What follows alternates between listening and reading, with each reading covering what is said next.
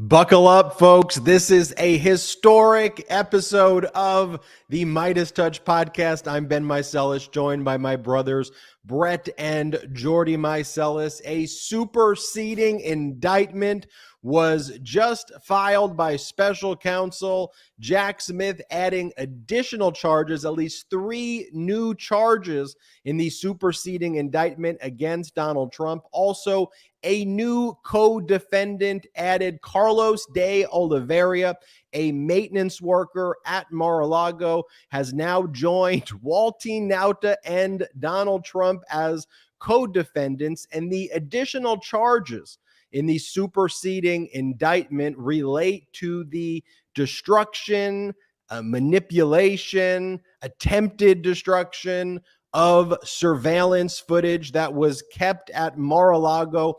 And in painstaking detail in this 60-page plus superseding indictment, special counsel Jack Smith lays out moment by moment from when the Department of Justice issued a subpoena in 2022 at Mar-a-Lago for the documents, to when the Department of Justice arrived on June 3rd, to the subsequent subpoena of surveillance footage records.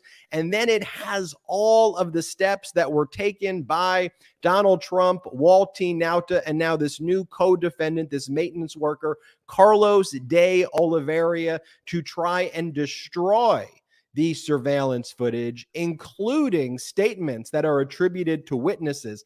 Actual quote saying de Oliveira said, "Trump wants this gone. Trump wants to get rid of this. We are doing it for Trump." They use the shush emoji. The shush emoji is featured in the superseding indictment. Shh.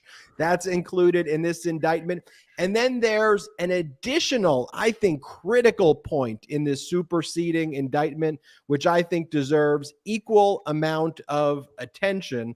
And this relates to that meeting where Donald Trump was showing classified information to the ghostwriters of the Mark Meadows book. In the initial indictment, it didn't specifically say what those documents were. And so Donald Trump and the Trump lawyers, and they kind of fell right into special counsel Jack Smith trap. They're like, oh, that was just Trump being Trump and braggadocious. That was just magazine Donald Trump. He didn't actually have the war plans. Well, special counsel Jack Smith just said, checkmate, we've got the documents. They were the war plans. We know the exact documents that he was showing Mark Meadows. And it's just so amateurish. And thankfully, Trump's such an idiot and his lawyers are so bad that he fell into that trap.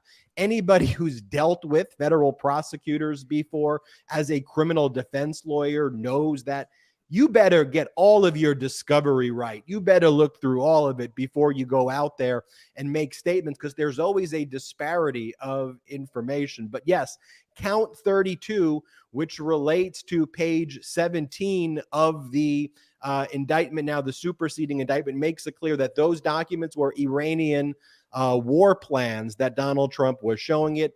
And wow, those documents are in the possession of special counsel Jack Smith as well. So that additional fact has now been added. So we now have deletion of surveillance footage, additional counts related to making false statements, a new criminal defendant in Carlos de Oliveira, and they go through his false statements that he previously made to the FBI, saying that he had no involvement. It's clear there are more cooperating witnesses, identified as employee number 4, who I believe to be someone by the name of Yusel Taveras, who is an IT worker at Mar-a-Lago, who, if you've watched Midas Touch Network, we've talked about Yusel Taveras, the IT worker who's been speaking with special counsel Jack Smith. And if you've been following the Midas Touch Network, what have we been telling you? We said a superseding indictment would be coming. We said that Carlos de Oliveira was the target.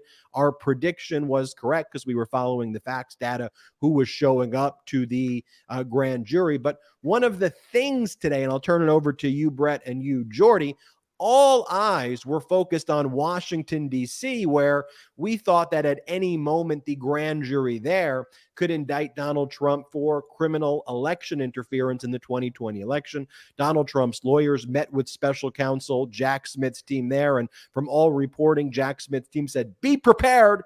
Trump is about to be indicted. So we thought, was this going down today?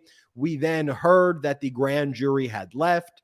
Reporting was that the magistrate judge's office was closed for the day. And so there was a moment where I drove to my office for a second outside of where I record, because I thought, all right, there's not going to be any major news, at least for the next hour. So I have 1 hour to pick up some files from my office. Then I was going to head back to prepare for the show. About 30 minutes into my drive, 10 minutes before I get to the office, I get a call from Brett. Brett's like, did you hear? And I said, what? Brett goes, superseding indictment. Are you going to record? I go, I don't have a place to record. What are we talking about? And so I found a studio. Like, yeah, I was that. calling in every favor. The audio's not quite as great for my hot take, but the background is pretty amazing. But I found a place, ran there, put on the mic, recorded the hot take, rushed back, and now I'm here to report on this historic news live on the MeidasTouch podcast with the brothers. So we're going to spend the first part of this episode talking about the superseding indictment. We'll go through it in more detail. Then, of course, we'll talk about what was going on in Washington, D.C. We can talk about Rudy Giuliani as well, who admitted that he engaged in defamatory statements about Georgia election workers Ruby Freeman and Shay Moss. Then Giuliani did a video of himself saying, I never said that. What are you talking about? Like, you said it. We have your declaration. You absolutely said it. And then if we have time, we should discuss that that kind of hit piece that it seems like it's actually a far right-wing group called NewsGuard that tries to act like it's an objective media that gives rankings like, are you progressive bias? And they go on and basically say, Fox, very neutral. Tim Pool, very neutral. And they went on and they were like, you at MeidasTouch never give the alternative viewpoint. And I responded in the letter to them like, what are you talking about? I show Trump's tweets. I show the videos of all of the things the MAGA Republicans say. I'm the alternative viewpoint. Do you even watch this? So I did a whole response. I did it as a YouTube video to the letter. To her name is Valerie Palvidias or something. Who knows? But we'll talk about that as well. But there you have it. Woof! I think I could take a breath now. Woo! Brett and Jordy, how are you? I think that's the show. I think you just summed it up. I think that's it. Thanks everybody for joining us today. Now, what a day. Spicy show ahead of us here. All eyes, of course, were on DC throughout the day. Today, everybody thought today could be indictment day. And I guess after all, it ended up being indictment day, just not in the way that we thought it was going to be indictment day. All day we had eyes on the grand jury out of Washington, D.C., with Trump's lawyers going in for their last ditch attempt to try to argue, you know what, please don't charge my client, please.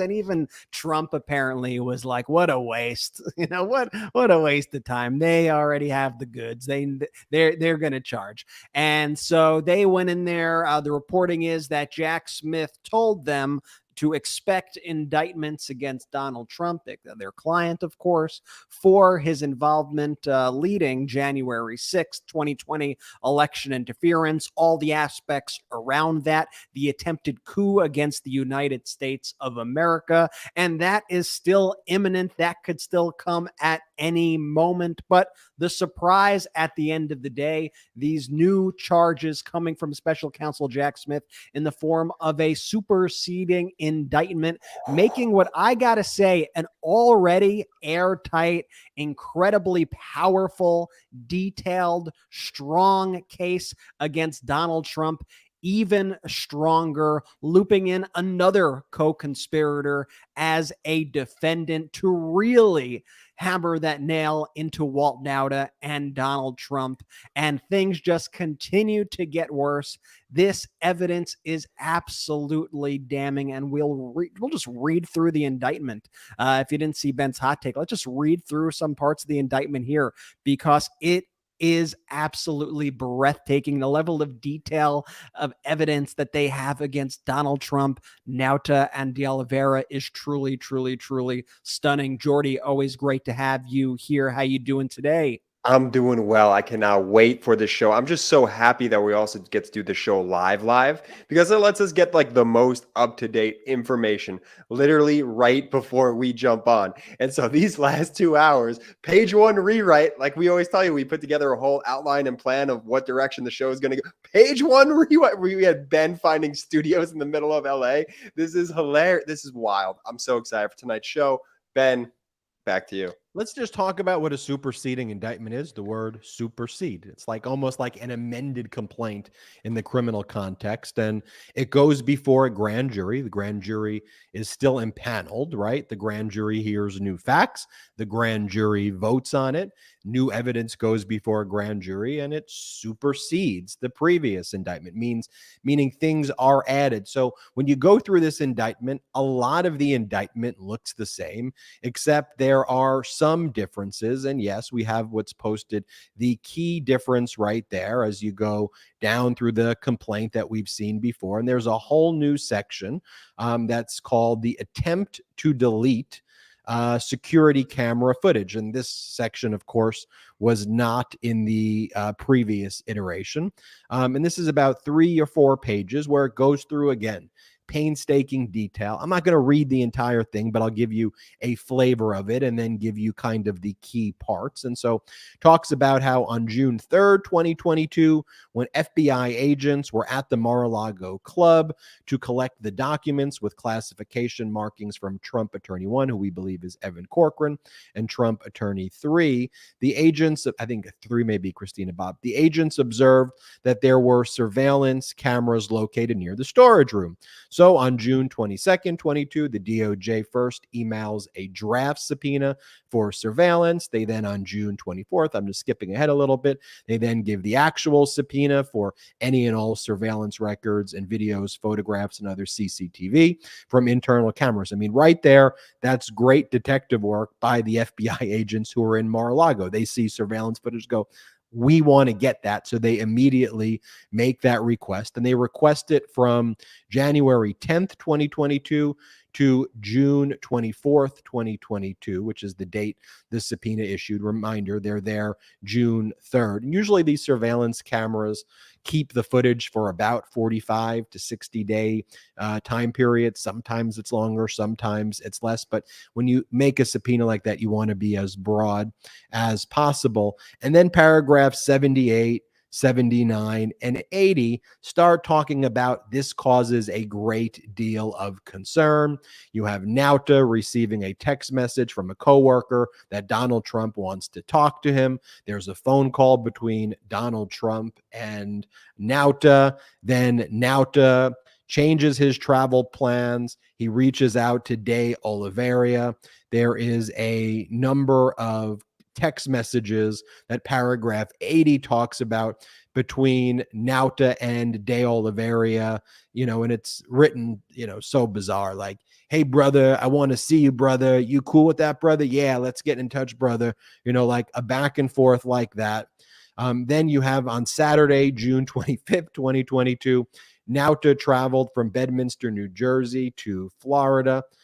Prior to Nauta's trip, De Oliveira told the valet at the Mar-a-Lago club that Nauta was coming down. De Oliveira asked Trump employee 5 not to tell anyone that Nauta was coming down because Nauta wanted the trip to remain a secret. Shortly after arriving in Palm Beach on the evening of June 25th, Nauta went to the Mar-a-Lago club, met with De Oliveira at 5:46 p.m. At the Mar-a-Lago club, Nauta and De Oliveira went to the security guard booth where surveillance video footage is displayed on the monitor, walked with a flashlight through the tunnel where the storage room was located and observed and pointed at the surveillance. It then talks about how they go to employee number 4 to try to see if they can delete the footage. And the text message basically says how the boss wants the surveillance footage deleted. We believe employee number 4 is the IT worker who, if you've been watching the Midas Touch Network, you know his name is Yusel Taveras, who it's clear now Yusel Taveras is cooperating with the Department of Justice. But let me read for you these key paragraphs right here about what went down. So at 9:49 a.m. or on June 27, 2022, Trump employee 4, Yusel Taveras, and De Oliveira left the area of the IT office together and walked through a basement tunnel. De Oliveira took Trump employee 4 to a small room known as an audio closet near the white and gold ballroom. Once inside the audio closet, De Oliveira and Trump employee 4 had the following exchange. A. De Oliveira told Trump employee 4 that their conversation should remain between the two of them. B. De Oliveira asked Trump employee 4 how many days the server retained footage.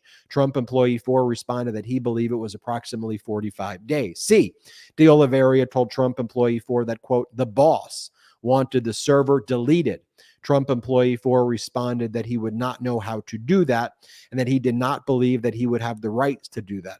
Trump employee 4 told De Oliveira, and De Oliveira would have to reach out to another employee who was a supervisor of security for Trump's business organization. De Oliveira then insisted to Trump's employee 4 that the boss wanted the server deleted and asked, what are we going to do? At 10:14 a.m., De Oliveira texted Nauta, who was still in Florida, hey, buddy, are you working today? De Oliveira then called Nauta at 10:15 a.m., and they spoke for approximately 1 minute. Later that day at 1:06 p.m., Nauta texted De Oliveira, who was at the Mar-a-Lago club, on my way to you. Between 1:31 p.m. and 1:50 p.m., De Oliveira walked through the bushes on the northern edge of the Mar-a-Lago club property to meet with Nauta on the adjacent property, then walked back to the IT office, and then he had visited the morning, and then walked again through the bushes on the northern edge of the Mar-a-Lago club property to meet with Nauta on the adjacent property. At 3:55 p.m., Trump called De Oliveira and then spoke for approximately 3.5 minutes. I want to obviously talk more about this superseding indictment, but those are some of the critical new allegations there. But notice what Jack Smith does also. There's still a disparity of information. Jack Smith's not telling the whole story. He's not telling everything he knows. He's setting another trap that, if you're honest, is not a trap. But clearly, this testimony is coming from numerous cooperating witnesses at Mar-a-Lago who are prepared to testify, as they've already done, under penalty of perjury at trial. And this is going to nail Donald Trump and Waltine Nauta. Waltine Nauta, who's been glued to Donald Trump, buying him Philly cheesesteaks or whatever, just got a stank sandwich right here in the form of a superseding indictment, not the steak sandwich, steak sandwich. I saw what you did. No, incredibly detailed. It reads like a movie, and it honestly reads like an episode of The Sopranos. And the way they were criming, so to speak, was just so obvious and so blatant that it truly seemed like, they are kind of the world's dumbest criminals in the entire planet, right? And here's the thing also to remind everybody of: who is this Carlos De Oliveira? If you listen to Legal AF, you have probably heard his name a billion times. If you watch the hot takes on the Midas Touch Network, you've probably heard his name a million times. And in the context of being a likely addition to a superseding indictment. But I think one of the important references to give you also is, if you remember, De Oliveira is the Mar-a-Lago employee who drained the pool. Remember, there was that very peculiar story a few months back that I think it was a CNN exclusive.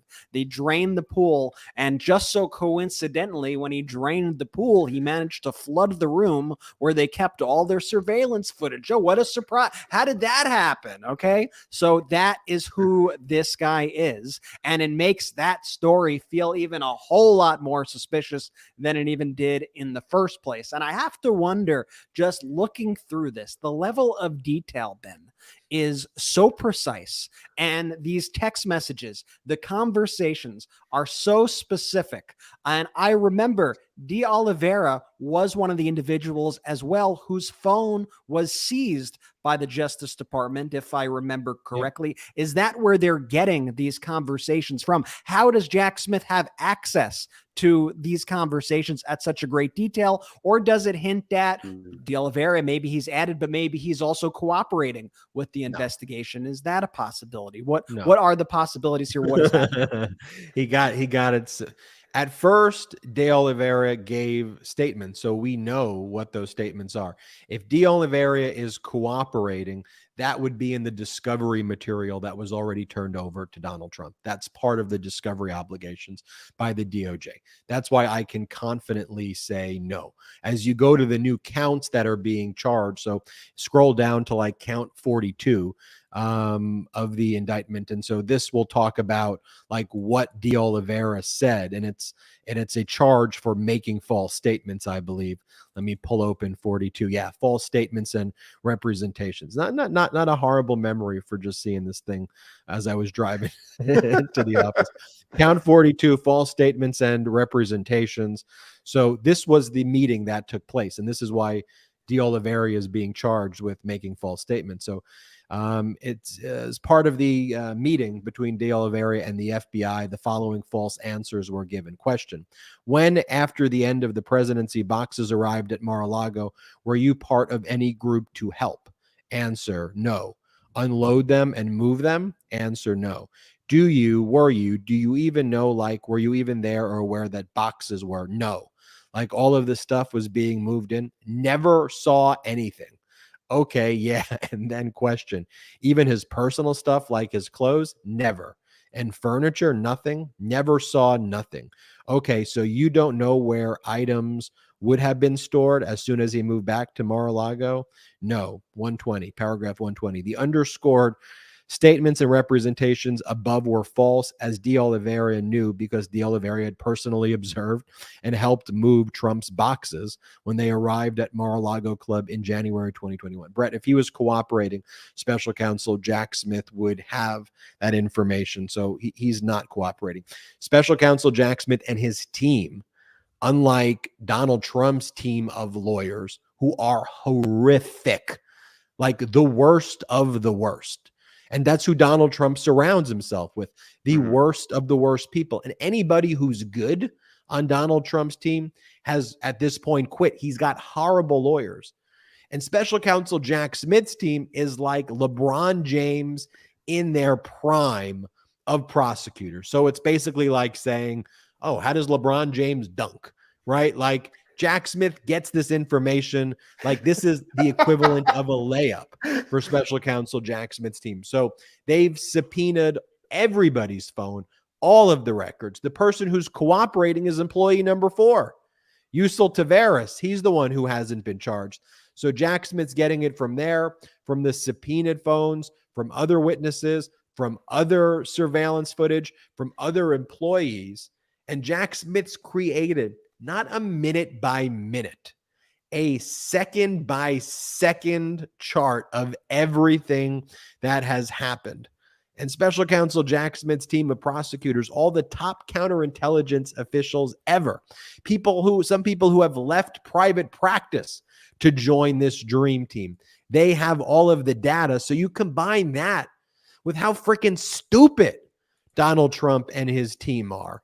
Like, any white-collar criminal defense lawyer would tell you, look, you better be careful when you make any statements about these documents that are being referred to on, for example, on page 17, which is now count 32 of the complaint. So if you're going to go out there and say, oh, these were just magazines and Donald Trump was just bragging and just saying that these things were classified military war plans when they were not, you know, Special Counsel Jack Smith may actually have the documents, right? Like, you realize that, and it's going to show that you're just a liar in everything. But, you know, MAGA Republicans are just so divorced from evidence and reality, and the courts that they spin this fiction in these interviews and think it's without repercussion.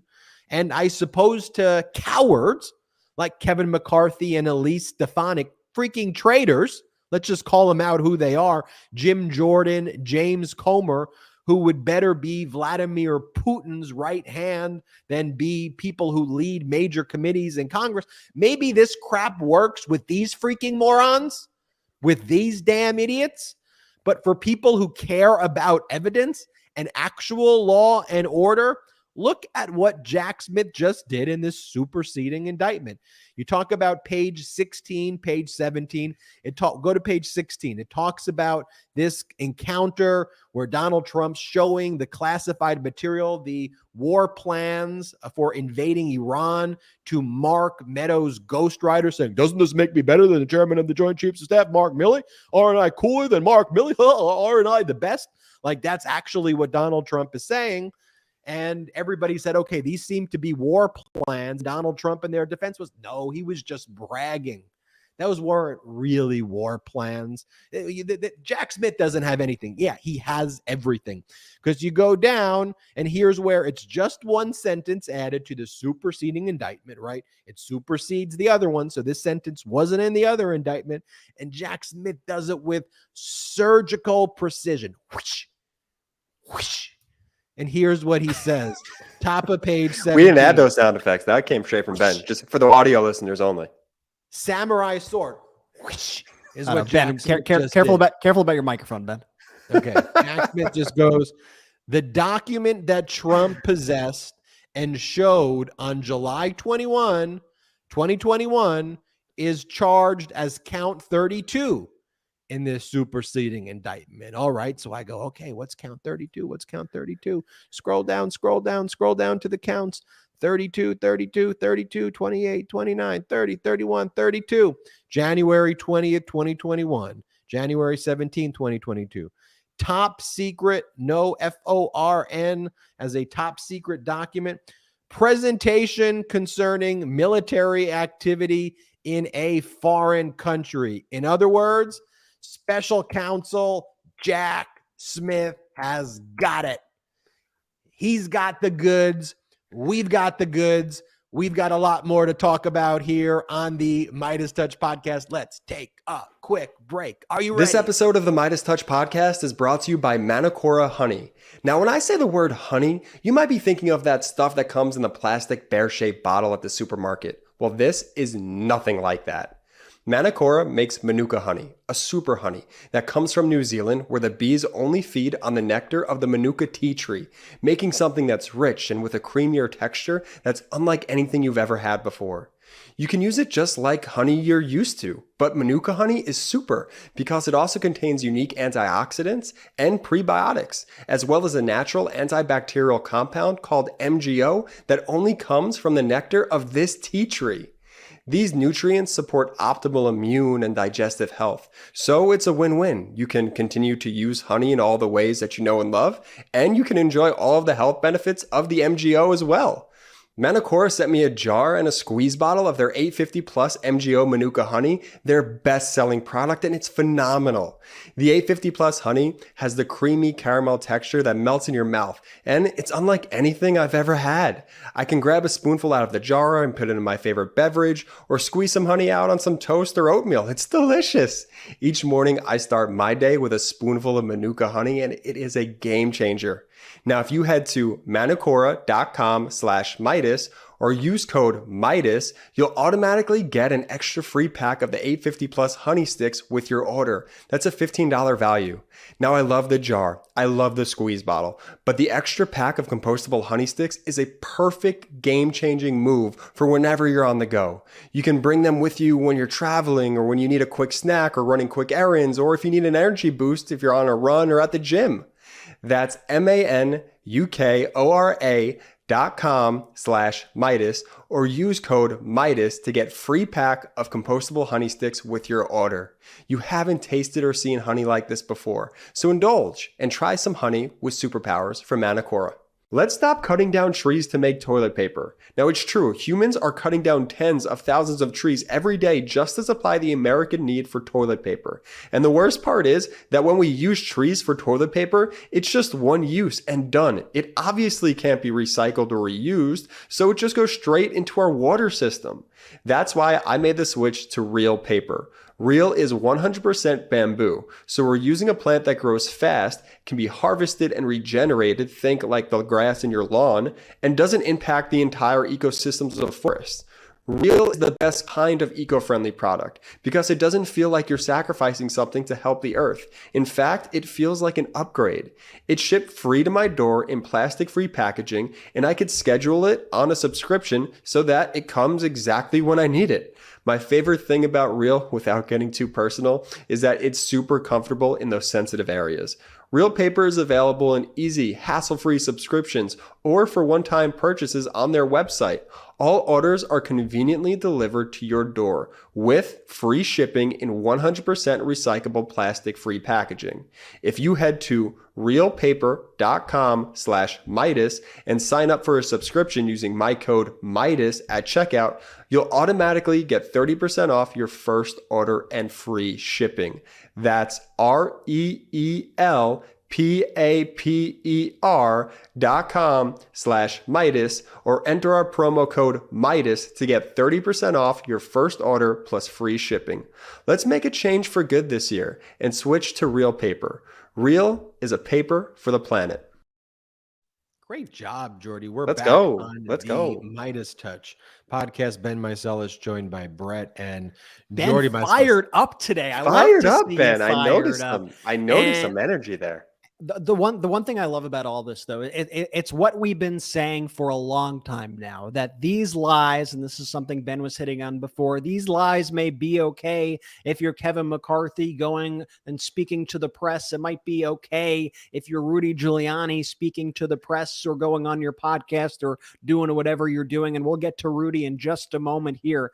But the second that this actually enters a lane in which evidence matters, all of that completely crumbles. And the evidence here in this case, and frankly, in all of the Trump cases, is so overwhelming, is so undeniable. It is at such a level of detail that, especially what Ben just read, feels like a movie when you read it, with them going through with flashlights and looking for the documents to hide and pointing them at the surveillance cameras. I mean, this stuff does have this odd kind of cinematic feel to it, and it's not even everything that Jack Smith has. This is just what he is dangling out there, and we are lucky that these criminals are so dumb. This is feeling now more than ever even more like a Watergate than it used to feel like, with this destruction and concealment and hiding of documents, of recordings, of tapes. I mean, talk about the past repeating itself, but this is on such a grander level. And Jack Smith, every step of the way, going, okay, Donald, why don't you give that bullshit excuse? Why don't you tell me that you can't find that document, that it didn't exist, that you were actually just rattling around a newspaper or a magazine? Go, speak. Nope. I got the goods. Here they are, adding it to the indictment. You're done. You're fired. It's stupid Watergate is what it is, though. I think John Oliver used to say that during this is the Trump in general and this situation. Stupid Watergate. That's the brand. That's what this is. You know, and one of the reasons I am kind of jubilant today, number one, is that law and order and justice is being served, right? So I think that's so important. But two, the journey we're all taking as part of the Midas Mighty community, you know, kind of feeling a little bit back in my professorial mode.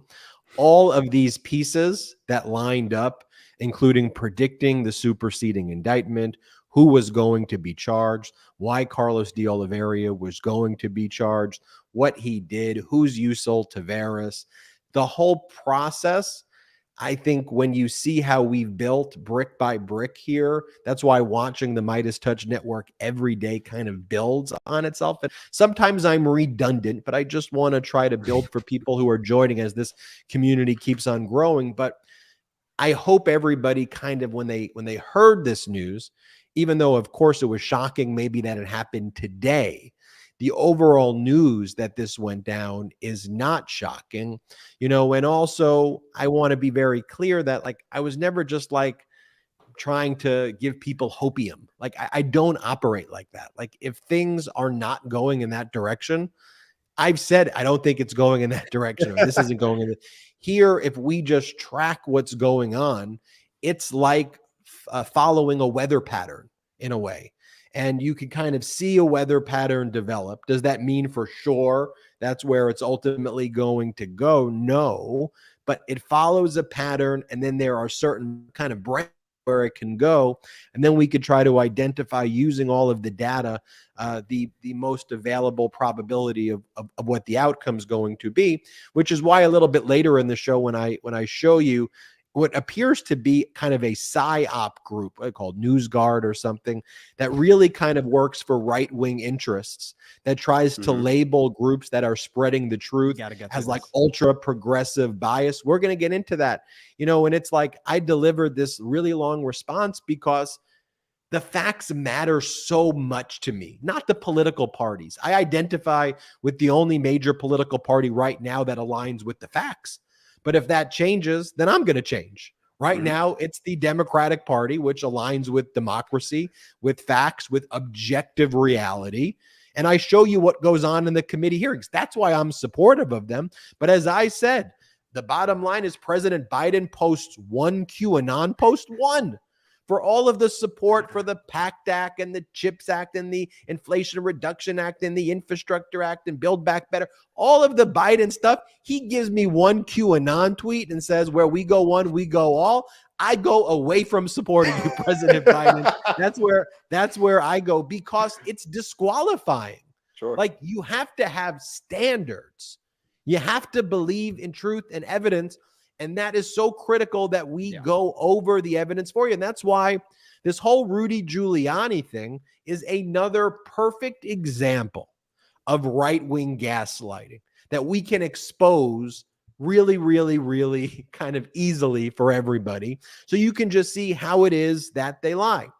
I'm going to show you the declaration that Giuliani lodged in a defamation case brought by Ruby Freeman and Shay Moss, Georgia election workers who Giuliani brutally defamed, destroyed their lives. They received so many death threats, and Giuliani basically said that they're drug traffickers, and like their history of being drug traffickers and criminals, they're harvesting ballots and secretly bringing in ballots into Georgia, and they're the reason that Donald Trump lost.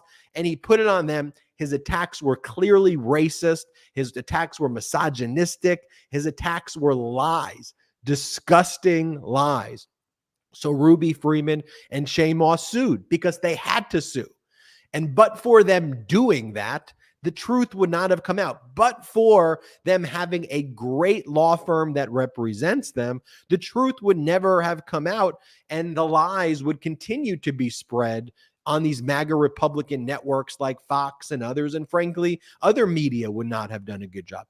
I want to show you the video that Giuliani made of himself today after filing a declaration where he admits to committing defamation. Each and every element of defamation he admits to, including that the statements he made about the Georgia election workers and everything they state in the complaint about him, that they are true and that he made false statements.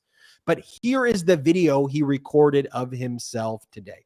Play this clip. Number one, Giuliani is cooperating against Trump. Untrue. Giuliani is telling the truth, which is that Trump is entirely innocent. Fake news number two, Giuliani admitted that he lied. No. Giuliani, in a lawsuit, in order to reach the merits of the lawsuit, didn't contest the earlier portion of it with a clear statement that that was no admission that it was true or false. Happens all the time in lawsuits. It's called admission arguendo. And of course, only the most dishonest and cheapest of reporters deliberately misunderstand it. So let's make it clear. I have not admitted that I lied at any point. I haven't. And of course, I'm not cooperating against Donald Trump because there's nothing to cooperate about. The man is innocent and they're framing him. Okay. So let's go through the declaration that Rudy Giuliani filed. So he said, I never made any statement saying that what I did was false.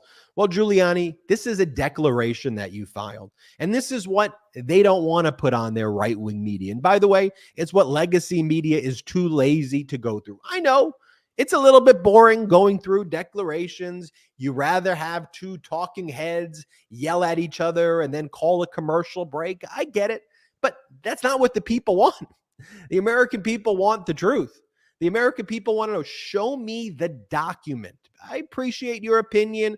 I appreciate you doing the samurai sword gesture, Ben. All funny, all good.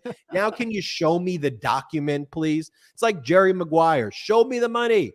Show me the document. Well, here's the document right here. And this is a declaration filed in a federal court in the Giuliani case where he's being sued for defamation. It says, 1, defendant Giuliani concedes solely for purposes of this litigation before this court and on appeal that defendant Giuliani made the statements of and concerning plaintiffs Ruby Freeman and Shay Moss, which include all of the statements detailed in plaintiff's amended complaint, and he does not dispute for purposes of this litigation that the statements carry meaning that is defamatory per se. So basically accepts all of the allegations against him as true, and he does not dispute that it carries a defamatory meaning. 2, so that's element number 1 of a defamation case. 2, defendant Giuliani, for purposes of this litigation only, published those statements to third parties. So 1, it was defamatory per se.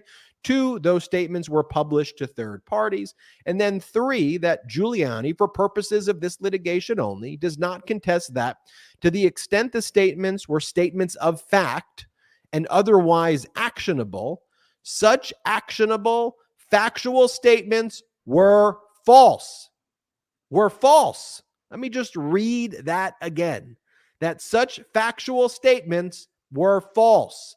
That is what you said. False. Paragraph 4 just says that Giuliani will not contest any other cause of action against him. For example, intentional infliction of emotional distress. He's stipulating to that as well.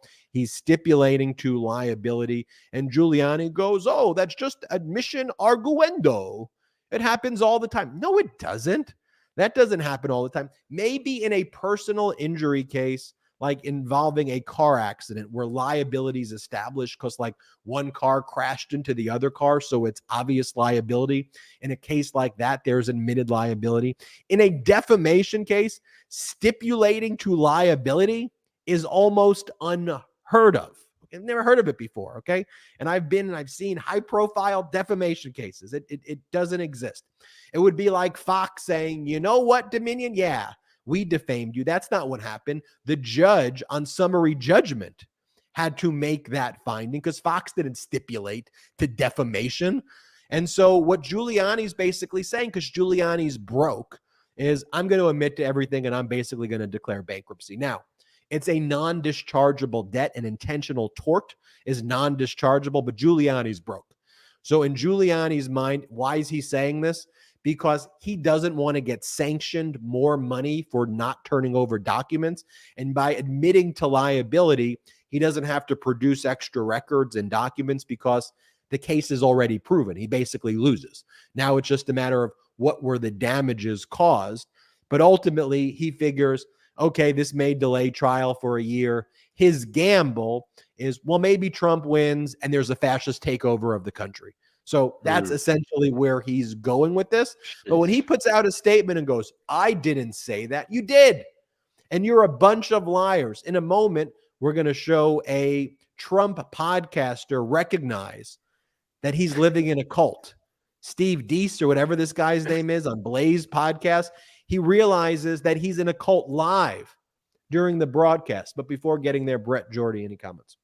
Yeah, my comments is it's once again, you see what they say on TV, you see what they say on their podcast, and then you see what they're actually saying in court filings when it actually matters legally. And Rudy here is trying to play both sides. And Rudy himself brought up his interview with the Department of Justice, that proffer agreement that Ben has talked about in depth. You can check out all of Ben's hot takes on that. But, one of the interesting things about this to me is if he is willing to admit guilt in this scenario, with Ruby Freeman and Shay Moss, it seems likely to me that when he's being questioned by Jack Smith and the special counsel prosecutors, that he would also admit guilt in a similar way because he is a coward. When he is actually being questioned by the law, when there is actually something on the line, be it prison time, be it monetary sanctions, he will spill the beans and then he'll go off and he'll say whatever he wants to the cult. Rudy's going to do whatever he needs to do to stay out of prison, Brett. So I totally agree. He's going to cave the second Jack Smith starts to really dig into there. I just still, every time I see the man, I just cannot believe where he was in the 2000s to where Rudy Giuliani is here today. It is one of the saddest things to see. And it just goes to show like morals matter. Like your morals are there's something that's like ingrained in you from like childhood. It's not something you just lose.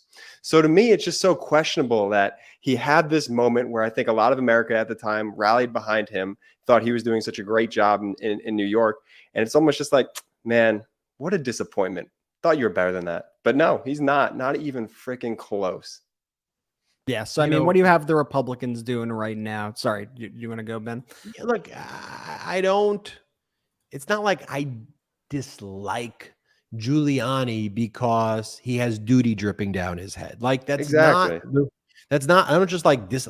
It's because he's a liar. It's because of his conduct.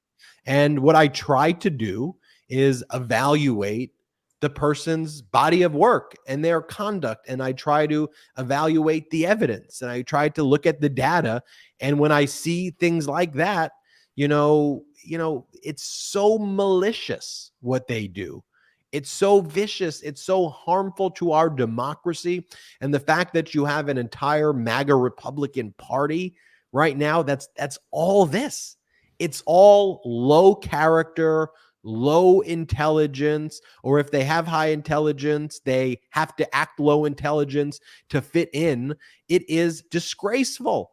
And I frankly welcome a real Republican Party again. I'd be fine with that if we could have real debates and we can talk about, well, should this or that or the other thing and maybe tax policy, this or that. I'd be happy to talk about the success of Bidenomics versus trickle down. I'd be happy to have that debate. But I'm not debating that LGBTQ people exist, okay? I'm not debating that. They exist. It's not a culture war. It's you freaking hating and being a hateful, despicable person. That's not a culture war. That's you wanting to eliminate people. I'm not debating that you MAGA Republican sickos want to be in the doctor's office and in the bedrooms telling people how they should have sex, telling women to control their bodies. That is sick. That is disgusting. And I'm not having a debate with you over women should be able to control their bodies, you freaking disgusting sickos. And we need to call them out like that because that is who they are. Disgusting people right now. And I use that language because there's nothing else that captures it. And so, yeah, I'm fired up. I'm fired up because of the superseding indictment. I'm fired up from the earlier hit that we did about this right-wing psyop that basically tries to, spread these lies so it could be picked up in like bios of people when this is evidence and data based. But I am also excited to know that people are waking up. People are waking up. And I'll just show you this example. This is Steve Deese, this right-wing podcaster. And here's a moment of reflection where he goes, I think I'm the mark. I'm in a cult. Play the clip. We are going to the mattresses for these people. We are offering them more accommodation, more chances than we'd offer our own family members, for goodness sakes. And for what? To have Rudy Giuliani go down to Georgia and admit that he lied? Have Jason Miller tell the January 6th commission, yeah, we all knew it was BS. What is this? Some of you don't like it when I use the cult word, but when you like being treated like a schmuck and ask for more, that is a cult. I'm the mark. I'm the sucker. I want to be such. And I resent the person who tries to get me out of that. Those are marks of groupthink, frankly. How many people in this audience sent money to stop the steal 3 years ago?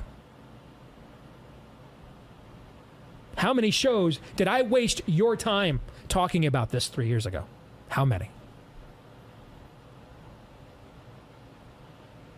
I still have not recovered between the election fraud and COVID. I probably have the smallest Facebook following of any major show in this entire industry. I will routinely post things on Facebook, get like 2 or 3 comments. It's like Facebook is like, we won't ban you because then you'll whine about it and generate a bunch of publicity. So we'll just make it that no one sees your material at all. Why? Because I went to the mattresses on COVID and the election fraud issue. Only to have Rudy Giuliani say, yeah, I was lying. And Jason Miller say, oh, we knew it was all BS. All the best people, Steve.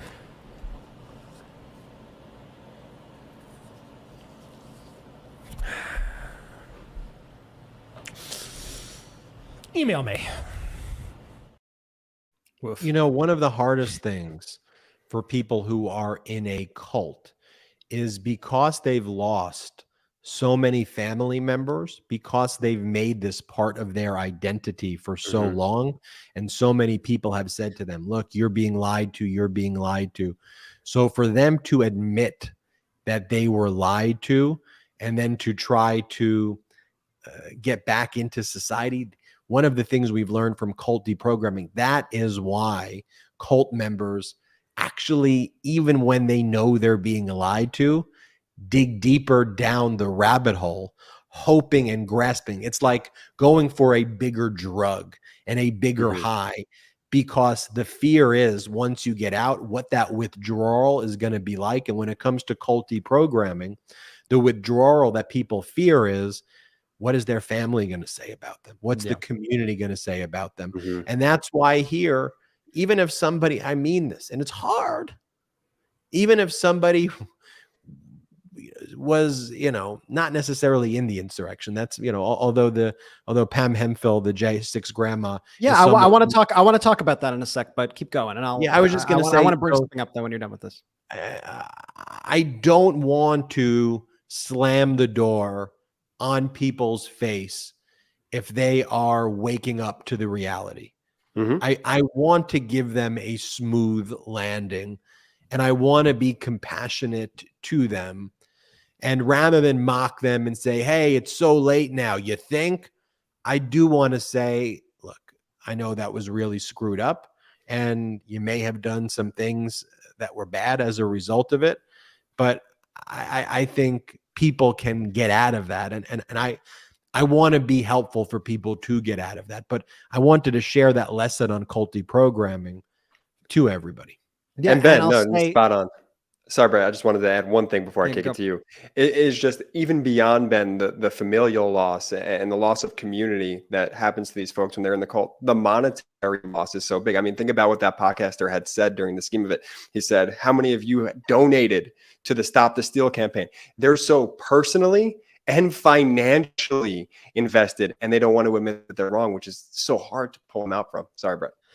And a lot of sometimes people think how could I help somebody get out? And there are certainly things that people can do, but oftentimes people need to take their own journeys, and they need to have that epiphany within themselves to take it upon themselves and say, I got to do something. And then hopefully when they do reach out, hopefully instead of shutting them down, you're able to help them out. But to the point, and I know we've been building up to this NewsGuard piece, which I'm excited to speak about, but I just want to give the listeners here a sense of some of our guests that we've had on the MeidasTouch Network just within the past week or so, just to give you a sense of the various perspectives that people hear from, and to understand that what we're trying to build here together with you, it's so beyond any political party. It's really about our democracy and people who are good faith actors who could have good faith disagreements, and that happens across the political spectrum. We could debate those issues. The one thing that's not up for debate is our democracy. It's the rule of law. And just going through, and once again, this is like all within the past week. We had the January 6th grandma, somebody who was actually at the January 6th insurrection, was convicted, served time. She was on her show, our show, giving her story, and you could watch her incredible interview on the Weekend Show from this week if you go and subscribe to the podcast or check it out on our YouTube channel. Pam Hemphill. We had Miles Taylor on, I think, just about every show on the Midas Touch Network. Miles Taylor, a former Department of Homeland Security aide for Donald Trump, who is speaking out. We have Jessica Denson, a former Donald Trump campaign staffer, been 2 times a week, and then 1 time a week we have Mea Culpa, does a show with Michael Cohen, Donald Trump's former personal attorney. We've been rolling out these episodes with Lev Parnas, one of Donald Trump's henchmen, Rudy Giuliani's henchmen, to tell the story of him working for Donald Trump and the lies that they're pushing about Hunter Biden. We have a show with Fred Wellman, who used to be one of the executives at the Lincoln Project, who is a former Republican. He has a show on our network. Are you seeing a theme here? Is all I am saying. We have a show with Ron Filipkowski, another former Republican prosecutor. He has a show on our network. So when you come at us and you say that, oh, you are this far left organization or whatever you're going to throw at us, you're clearly not paying attention, because that is not at all what this is about. And as Ben likes to say, do we personally have a lot of progressive ideals? Sure. We do not use that framing, though, and we actually find ourselves to actually be far more conservative than these people who want to literally overthrow our democracy. Nothing conservative about that. Donald Trump has come out. Donald Trump has said publicly in writing that he wants to terminate the Constitution. His words, terminate the Constitution. I'm sorry, but I don't need to say, well, maybe he's got a point there. Maybe we need to bring on someone from MAGA to give us the benefits about terminating the Constitution and destroying the country. And if we don't do that, oh, I guess we're just biased lefties. No, I'm putting my foot down. That paradigm is stupid, frankly, if just to speak bluntly about it. And it does severe damage when you have an organization that is raiding people within that paradigm, and then other organizations, because this NewsGuard organization that we're going to talk about, they partner with like all the big, like with Bing and MSN and all these large companies who look to them for who is trustworthy and who is not trustworthy. And then also what happens? People, Wikipedia, biographies, websites, news links, they then reference the articles that they do, and they'll go, oh, this hyper biased platform in this way. Oh, this super biased far left organization, whatever they want to say. And that's how these narratives are created. And when the pressure on you, when they're asking you these questions of, well, why didn't you provide this alternative viewpoint on should America exist or should it not exist? Like, what are you even talking about? And even in our own hits, even in the hits Ben does every single day, the main through line of just about all of them is, here is a clip of this perspective. Now let me fact check it with the truth. And we do that every day, 12x. And that is kind of the entire thesis of Midas Touch. It's combating these lies. And so we are going to continue to combat these lies unapologetically. You could call it what you want. I here just call it the truth. And do we get it right 100% of the time? Absolutely not. And I would be crazy if we told you we did. But I think we have a pretty good batting average. I think we lead with good faith. And I think we are always in search of the truth as our North Star. And that should be more important, not balancing, well, so-and-so said this, but Kellyanne Conway said this, so the truth is probably sprinkled somewhere in the middle. No, I'm sorry. That's not how it works. And MAGA and these forces that want to destroy our country rely on you thinking that's how everything should be framed in order to push this country off a rightward cliff. Enough is enough. Whoa. Love it. Love it. Love it. And also, we should talk about Bidenomics is working also, because I think it's important to just reflect on. You reminded me that when you say kind of trickle down, I think about how trickle down economics doesn't work, but Bidenomics is It'll actually out, working. baby. It's not at a point where we spike the football, but we should talk about that. Also, a lot of breaking news when it comes to special counsel Jack Smith, because he filed a renewed protective order. And one of the things that Trump is asking for is to review the classified information outside of sensitive compartmented information facilities. He wants to review them in places that don't have SCIFs. He wants to take classified information and review them in non-classified places. It's going to be a big, important ruling for Judge Eileen Cannon, because ultimately, if she rules that he can do that, I think then that will be immediately appealed to the 11th Circuit Court of Appeals. And, it may be a good thing, because then we'll be bye-bye Judge Eileen Cannon. So let's talk about that and this letter we received from NewsGuard right after this final break of the show. Play the clip. ¿Estás disfrutando de mi podcast?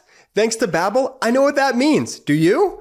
1 in 5 Americans have learn a new language on their bucket list. Now, if that's you, check it off the list this summer with Babbel. Because with Babbel, you start speaking a new language in just 3 weeks. That's right. This summer, you can start speaking a new language with Babbel. Now, why Babbel? Because it works.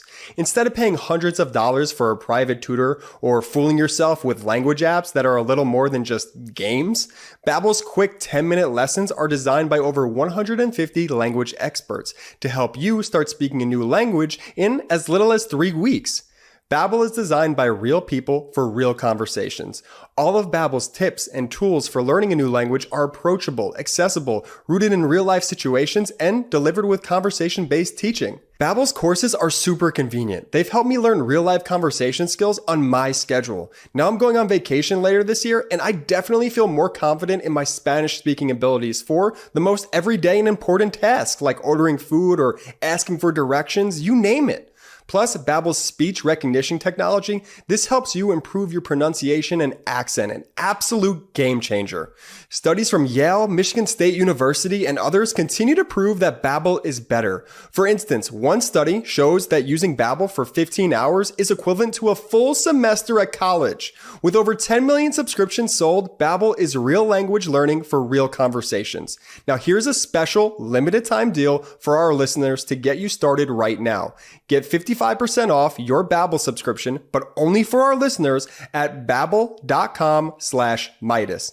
Get 55% off at babbel.com/Midas, spelled BABBEL.com/Midas.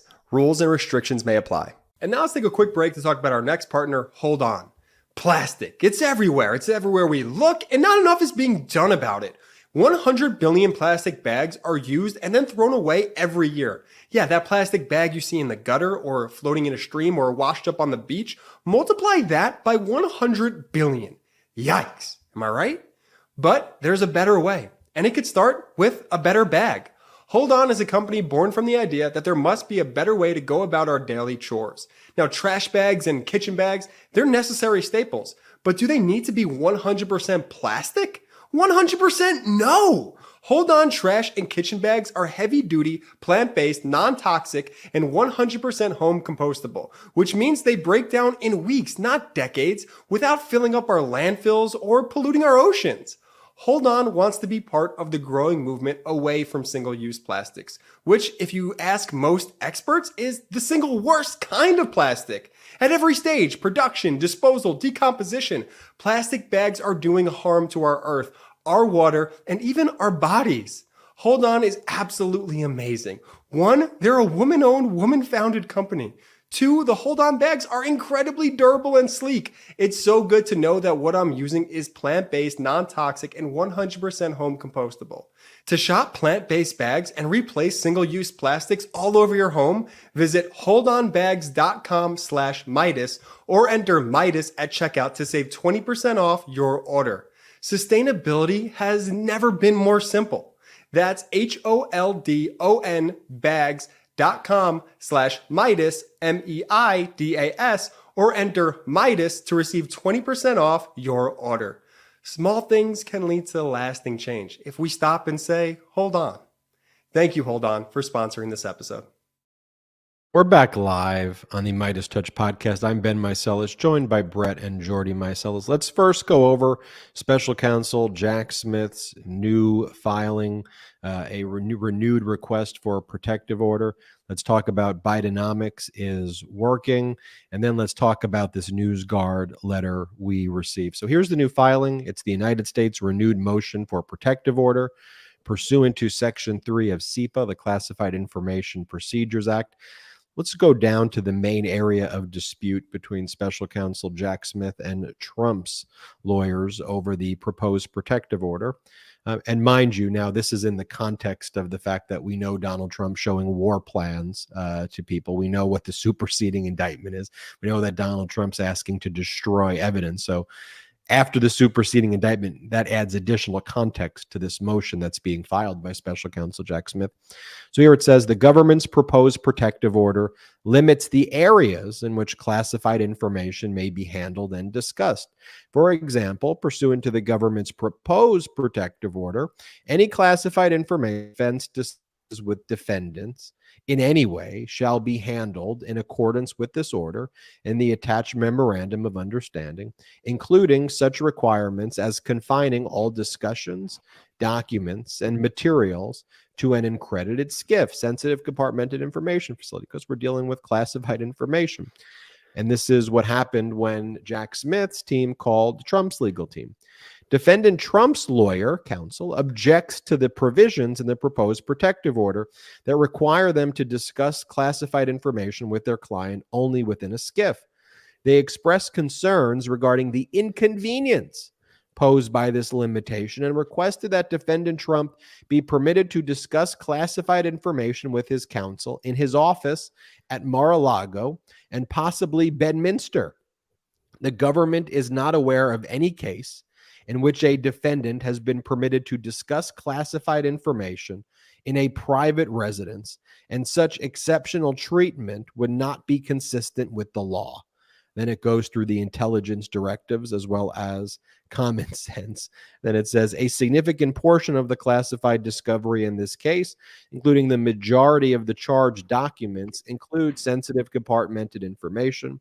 Moreover, discussing even non-SCI classified information in an unsecure area would be in violation of regulations.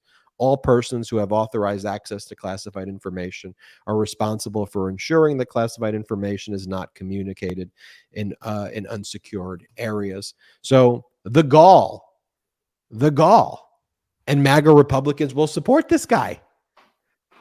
They'll support this guy.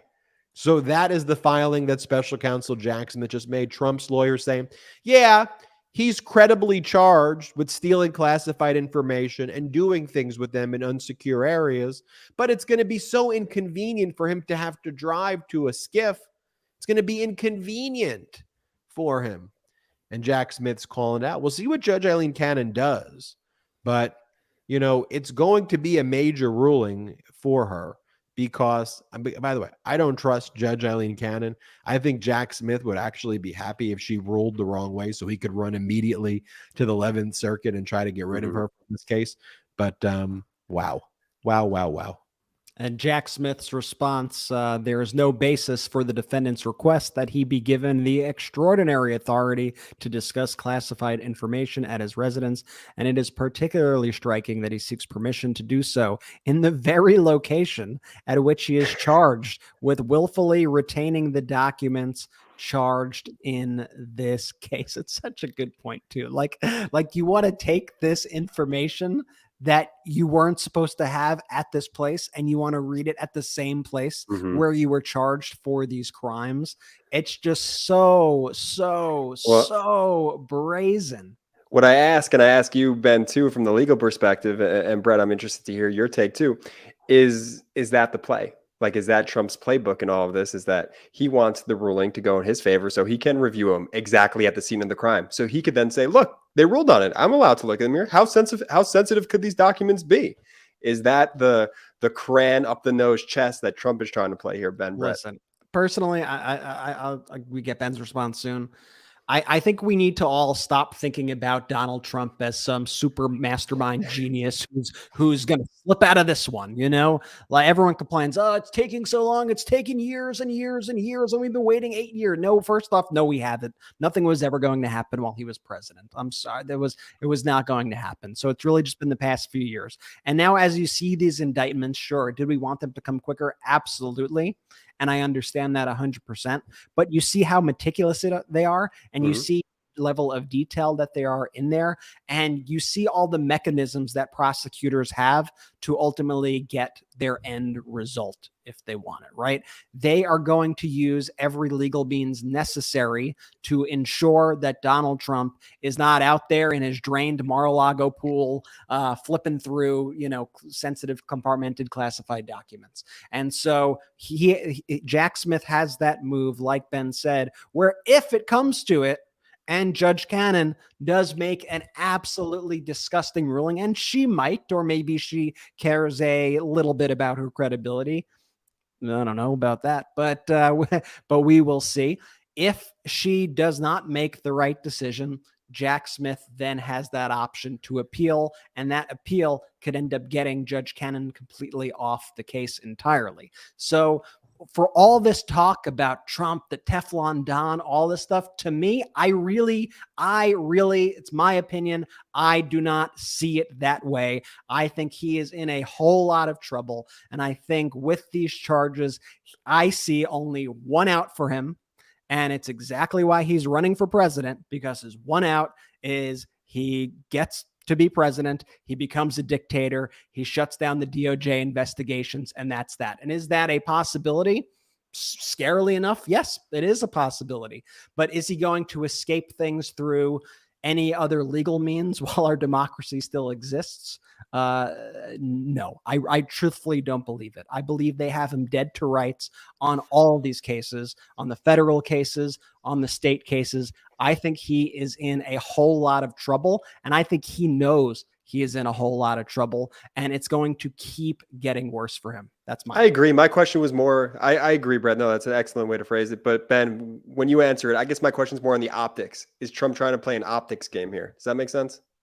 It makes sense. Look, he's a malignant narcissist. So on one level, everything is me, me, me. It inconveniences me. But Jordy, you do raise a good point, right? If at the end of the day, he's permitted to look at these documents in the crime scene, does his lawyers go to the jury and go, his lawyers say, look, he looked at the documents there anyway as part of this case, because it's a secure place, because he was allowed to. And this is the argument they're going to make. I don't agree with this. So what was the issue? So he looks at it in Mar-a-Lago. Then he looked at it in this case. What's the? It would allow the lawyers on closing to try to make that argument. The government would file a motion in limine precluding that.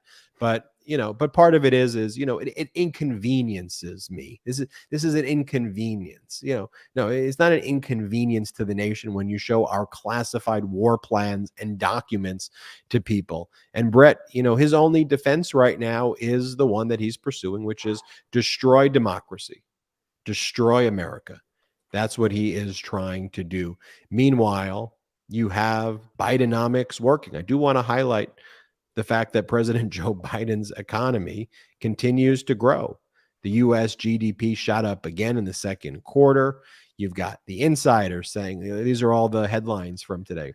U.S. economy is surging. Economy defies expectation. GDP surges 2.4%. U.S. GDP growth accelerates to 2.4%, blowing past estimates. A resilient U.S. economy grew at a 2.4% annual pace in the second quarter, propelled by steady consumer spending and a rebound in business investment. Consumer spending, the main engine of U.S. growth, rose at a 1.6% pace from April to June. The government said Thursday business investment increased by nearly 8%, and construction of manufacturing facilities contributed more to growth than it has in 40 years.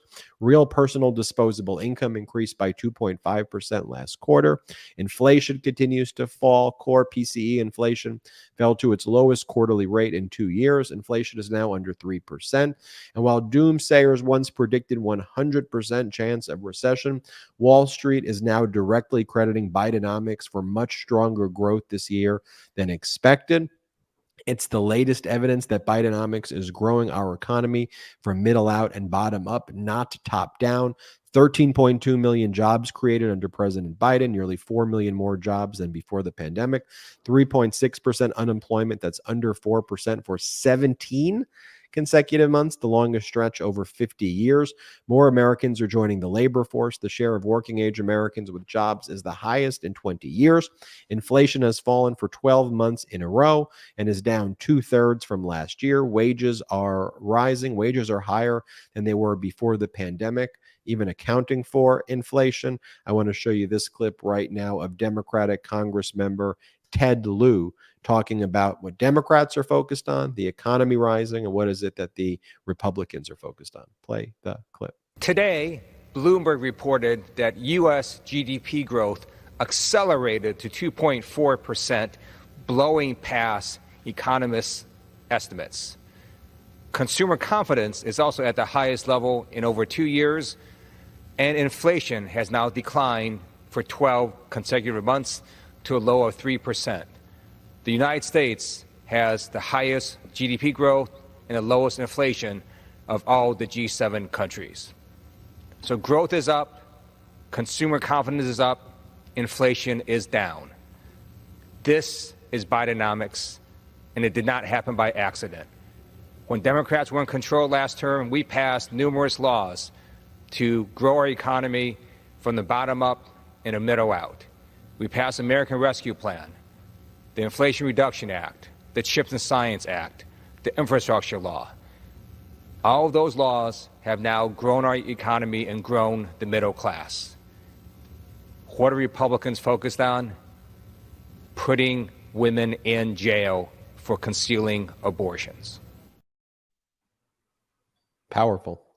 Very powerful. And one of my favorite traditions always is anytime we hear some good economic news, that's the exact time. And this is going to be the only time that I recommend turn over to Fox News and try to catch the moment where they're forced to cover positive economic news. They'll throw in, Hunter Biden here and there. They'll throw in other things to distract. But at a certain point, they have to cover the good economic news. Oh, it hurts them so bad. But they could not even hide their excitement today about the GDP numbers. And if you haven't seen this, you're in for a treat. This, Maria, 2.4%. Wow. This is the first read, the advanced read for second quarter GDP. Estimate was only for 1.8%. Talk about a strong economy. There goes that recession talk, right? And what's interesting here is the expectation was we were going to have a weaker Q2, this first read, than we had in Q1. Remember, we had a 2% read in Q1 for this year. We were thinking we were going to have a slowdown. It's the opposite, 2.4%. And, even the range, this is in the high end of the range that economists were looking for. So that's pretty darn interesting. Really, Q4 was 2.6%. So economy is still strong. There you have it. And, always brings a smile to my face when you see that. But, I want you to take a moment also to reflect as well on the hundreds, if not thousands, of stories over the past year plus that a recession's going to hit any day now. Here comes the recession around the corner. Are we in a recession? Oh, I think we're in a recession. None of that was true. None of it was ever true. And I don't want to spike the football on this issue by any means, because there are a lot of people struggling out there, and things are hard for people, and prices are still incredibly high for people. But the data don't lie. And so it's important that we show that, and that we show that data in an objective way without that fear mongering, without telling you every day, oh, the recession's around the corner. I got so sick and tired of hearing that. And now all of these analysts, every single one of them who was wrong, now go, oops, whoops.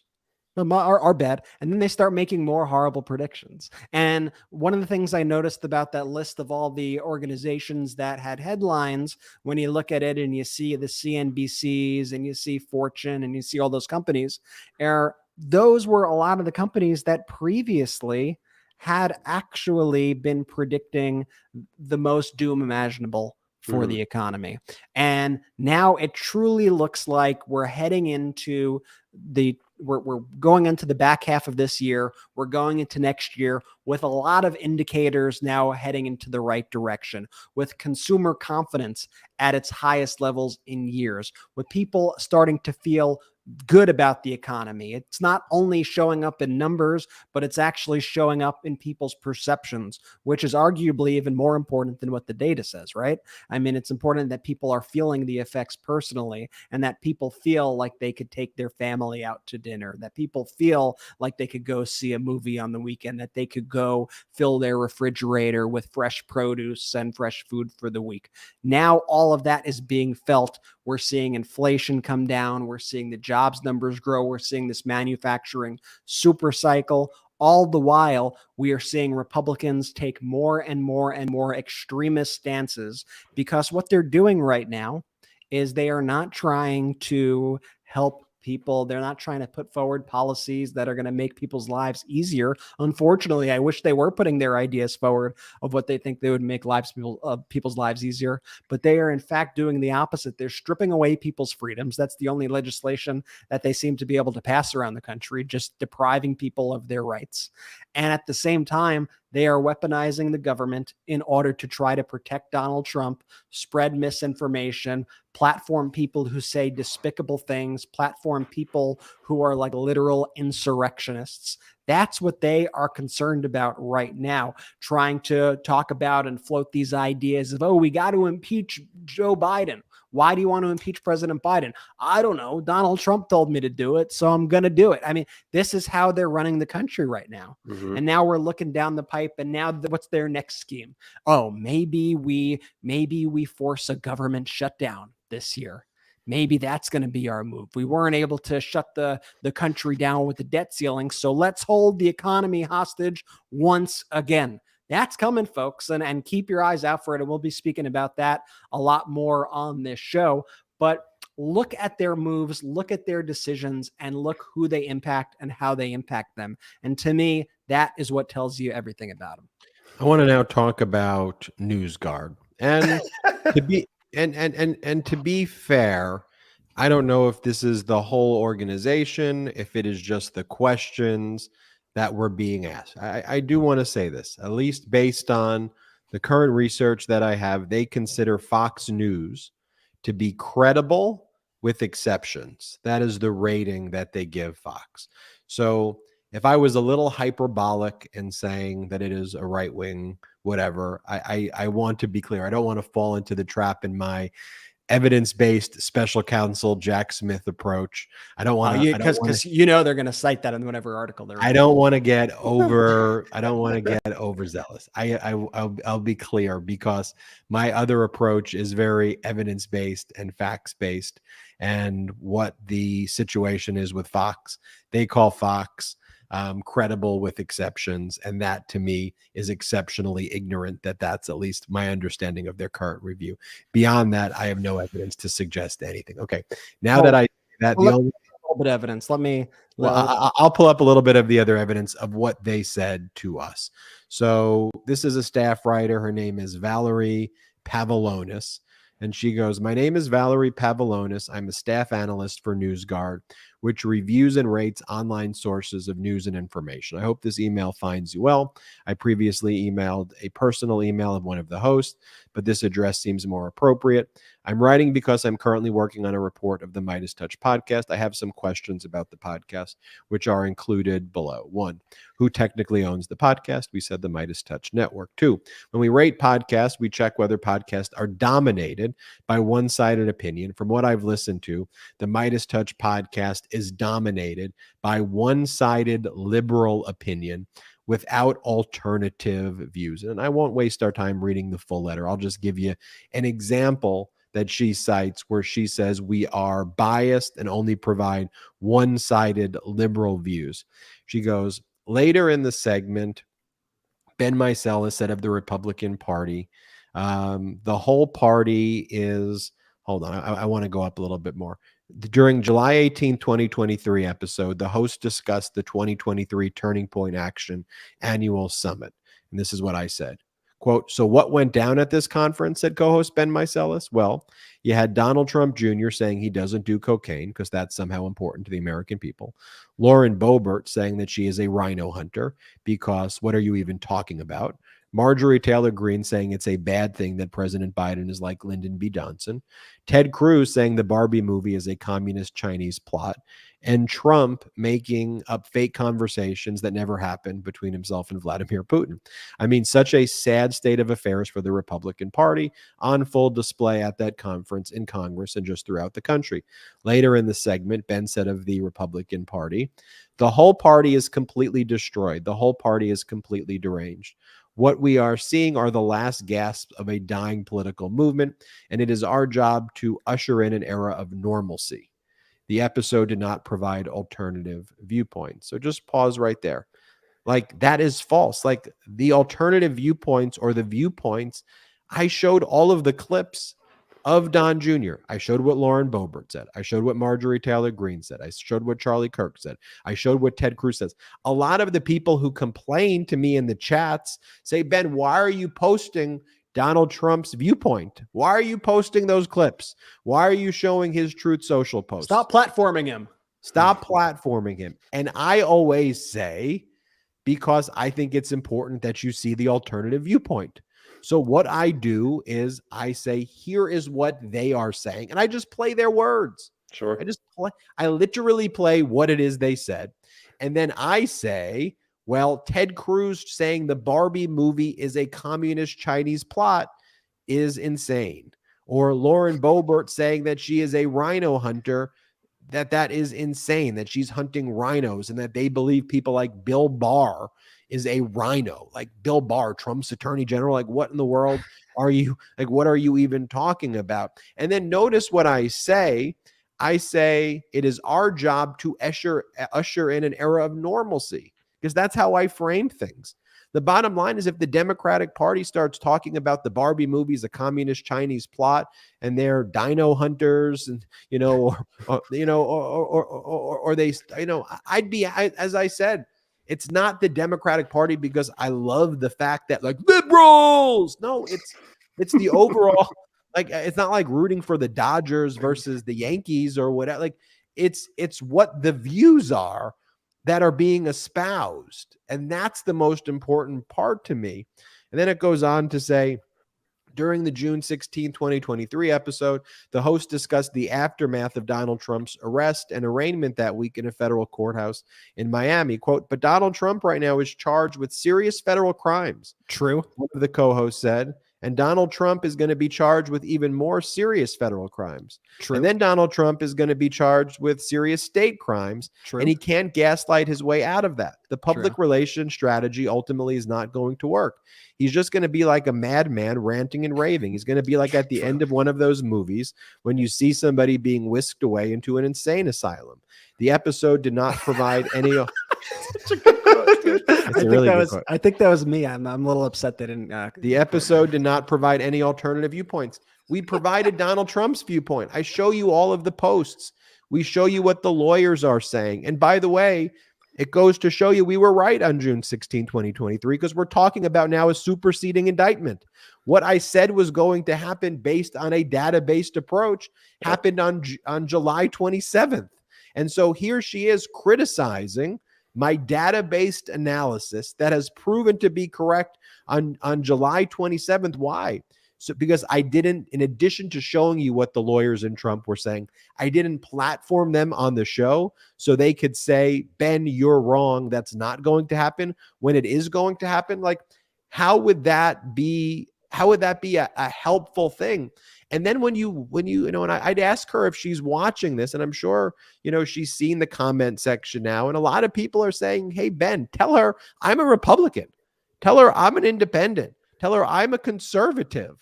And I support the Midas Touch Network because you guys tell the truth and you show the evidence and you show the data right there. And so to me, her saying these things and using these as examples within which no matter what I say to her, she'll probably come back. You could tell how these questions are being asked. Yeah. Oh yeah. And then Brett, to your point, then, whether it's advertisers or whether it's an aggregator, they then go, oh, I guess Midas Touch is viewed as very progressive, very liberal by this rating agency. And it's just a bunch of crap. It's just a bunch of crap. Because sure, are some of my views progressive and liberal? Yeah, if you go through my views, they are. But also, you've got MAGA Republicans. They claim to be small government, but they want to be in the bedroom, like when people are having sex and telling you who you can have sex with and who you can't, and controlling women's bodies. They want government to teach you religion in schools and to tell you when you need to pray. Like, they're doing everything that small government's actually not supposed to be. So it's not a liberal or progressive bias that I went through a court opinion and then I said, here is what I think is going to happen.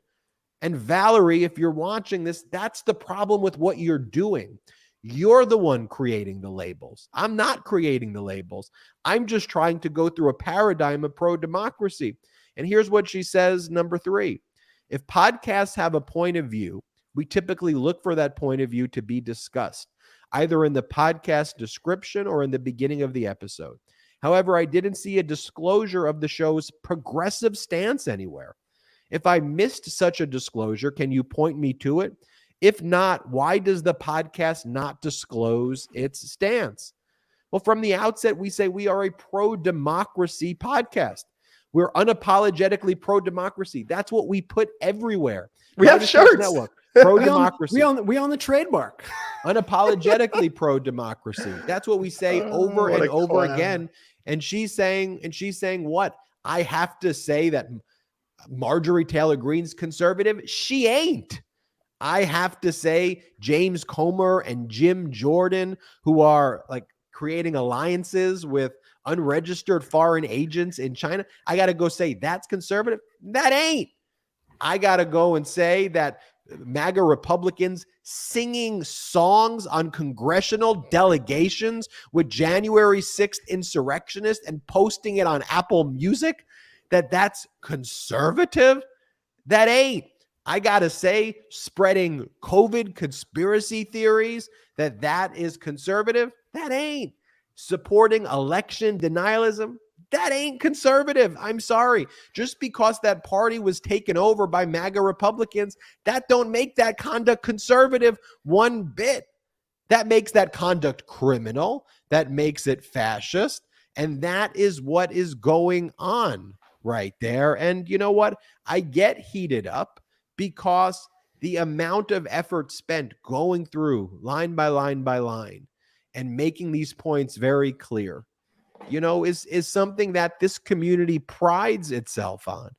And it's just so ridiculous when you show the video of what they're saying and then you comment on it. You're like, well, why didn't you show the opinion? It's like, I did. There's the opinion right there. And I think that's a broader thing that we talk about all the time on this show. We talk about it all the time, that the media, and I suppose these rating agencies, are not meant for the moment. And perhaps they'll only be satisfied when, you finally have somebody like a Trump just destroy the democracy. Is that when you'll go, oh, we should have spoken up. We should have spoken up. And what makes this community so special, what makes this community so great, is that the message that's being spread is actually not. It's got to be the Democrats. It's pro-democracy, which is represented by the Democratic Party right now. And that's the views and values and point of view that needs to be shared over and over and over again, Brett. I mean, I've had people who come over to me. Well, first, let me just go back to Valerie for a second. It seems like she's probably new to this as well. So I want to give her a little bit of the benefit of the doubt there. I think she's thinking in a very antiquated framing of things, but I think we made a compelling case here as to why that sort of thinking is so toxic. and why it does feed into all of the reasons why the media is incredibly broken right now. And it's important that we don't go, oh, well, this person said this thing, which is true, but this person said this thing that is just totally lies and gaslighting. But you know what? Let's balance those two as if they are the same and say, you know what? You have your opinion, they have their opinion. Let's call it a day. We just can't do that. And it's more important than ever. And when I go around, when people come over to me and say, oh, Midas touch, that's usually here's the two things I get. I get Midas touch, or I get Jordy. I love it. Those are the two things I get when I'm out. Or I get Popak. You go. And, often people tell me a little bit about their backgrounds, and I always find it interesting. I always ask, where do you watch us on YouTube? Do you follow us on Instagram, on Twitter? And the backgrounds of the people who listen to this show and follow us are always so incredibly diverse. And I think, and I wear that here with the badge of honor, that somebody could come up to me, and I've had people say, hey, listen, I voted for Trump in 2016, and, I watched your videos and they kind of helped me get knocked out a little bit. And then finally, when I was fully out, I've become like a huge Midas fan. I've had people, who are as progressive gets come over to me. I've had people who've been lifelong Democrats. It really spans the political range.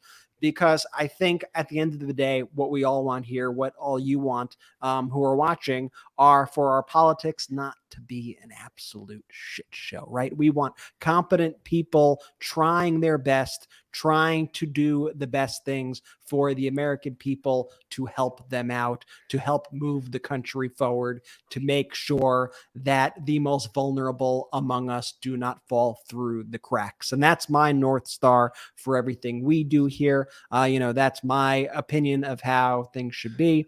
And, I'm super thankful for this community who gets it, the community who truly understands what it all means, who understands that we're at a moment right now that truly transcends political parties. This is about our democracy. This is about the United States of America, and it is so much bigger than any one of us. So, with that note, I want to say thank you to everybody for watching this episode of the Midas Touch podcast. It's been an absolute, yes. What's up, Ben? I want to say this. So people have been asking, where's the Ben emoji? Next week, we're going to make the Ben emoji. Not yet. Yeah. And I think we're going to set it for 300 memberships. Wow. And so I will give the preview that we're doing at 300 memberships on YouTube, and you can gift other people memberships.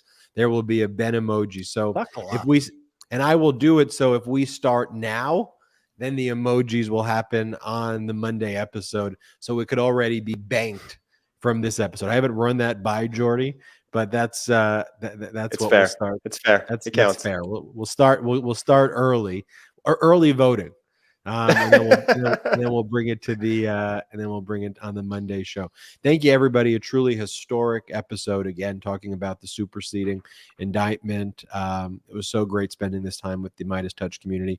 Check out store.midastouch.com for the best pro-democracy gear, 100% union made, 100% made in the U.S. That's store.midastouch.com. You can also check us out at patreon.com/MidasTouch. We've got our live chat tomorrow, We're doing a live chat. Yes, live chat tomorrow. So if you join patreon.com/MidasTouch, you can meet us, ask us questions. We had to limit the time per question on it just so we can get to everybody's question, because we really want to answer everybody's question. But go to patreon.com/MidasTouch. You can meet us, ask us any questions tomorrow. Make sure you're subscribed to our YouTube channel. Subscribe to the audio podcast listeners, subscribe to the YouTube channel. So make sure we're subscribed on all platforms there. And I just want to give a very special thanks to all of you out there, the Midas Mighty. None of this is possible without you. We love you so much for everything you do each and every day. And the best thing you can do to help is just share these videos, share the network. Just tell one or two new people, whether it's family, friend, coworker, colleague, whoever, about the show, and say, hey, just why don't you listen to this Midas Touch Network? It's different than what I see out there, but they give the facts, and we have a good time in these chats. So appreciate it if you do that. And we'll see you next time on the Midas Touch podcast. Jordy, take it away. Shout out to the Midas Mighty! The Midas Mighty standing strong against the fascists. We sing our song. We will get it right whenever. At Midas Touch, we are unapologetically pro-democracy, and we demand justice and accountability. That's why we're spreading our message to Convict 45. That's right, gear up right now with your Convict 45 tees and pins at store.midastouch.com. That's store.midastouch.com.